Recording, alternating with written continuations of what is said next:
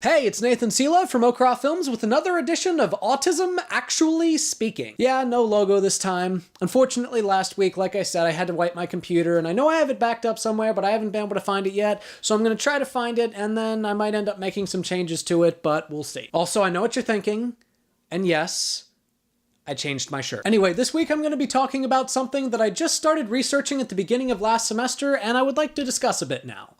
The models of disability discourse. So as I've mentioned before, I'm a graduate student currently studying communication, and one of the areas that really interests me are specifically the methods of discourse of which we use to discuss disability. And the three primary models that I've been researching have been the moral model, the medical model, and the social model. And a lot of my viewers are autism and disability activists, so I thought it would be an interesting topic to discuss. And hopefully along the way it might inform our own methods of discussing disability within our own communities. The first model is the moral model.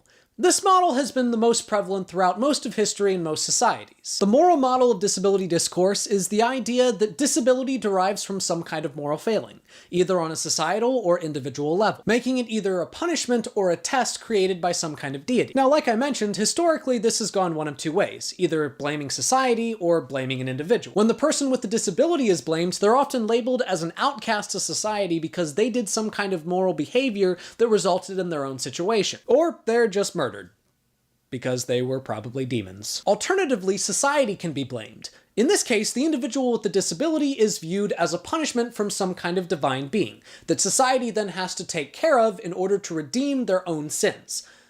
A little bit patronizing, but hey, at least they're not trying to exile or kill us. The second model is the medical model, which arguably is the dominant model in the United States today. The medical model is the idea that disability comes from a scientific luck of the draw.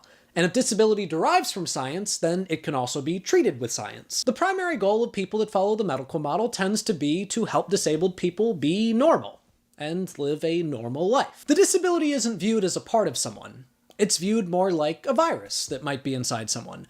Therefore, people that follow the medical model tend to prefer things like person-first language. The disability is viewed as something to be protected against. However, this can also go one of two ways. It can either be protecting the individual with the disability, which is what I've been talking about, or it can be about protecting society. And when I say protecting society, I mean protecting the genetic makeup of society.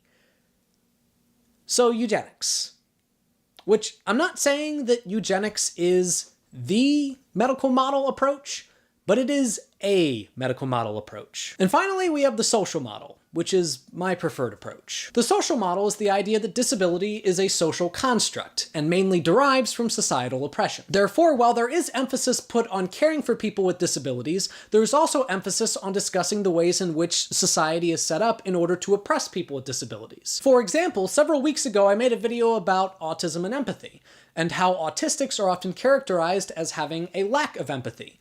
However, I made the argument that autistics have trouble empathizing with neurotypicals, just like neurotypicals tend to have trouble empathizing with autistics.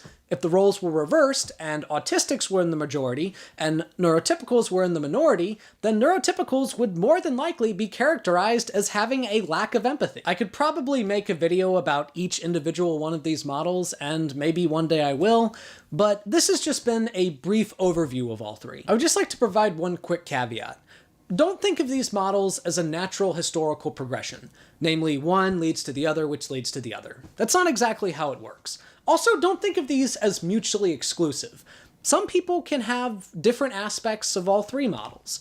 I personally have certain beliefs that come from both the medical model and the social model. Think of these more as mechanisms to help inform our disability discourse. So leave a comment down below. Talk about which model you prefer, and make sure that you're respectful of disagreements. Anyway, that's today's episode. Thank you all for watching. If you liked this video, give it a like, a share. If you haven't already, hit that subscribe button. Check out some of my other stuff. And if you have any questions or topics you'd like addressed, please leave them in the comments below. Or message me on my Facebook, also linked below. And remember, if you make a nest of comfy pillows and blankets around your face when you sleep, you might be autistic.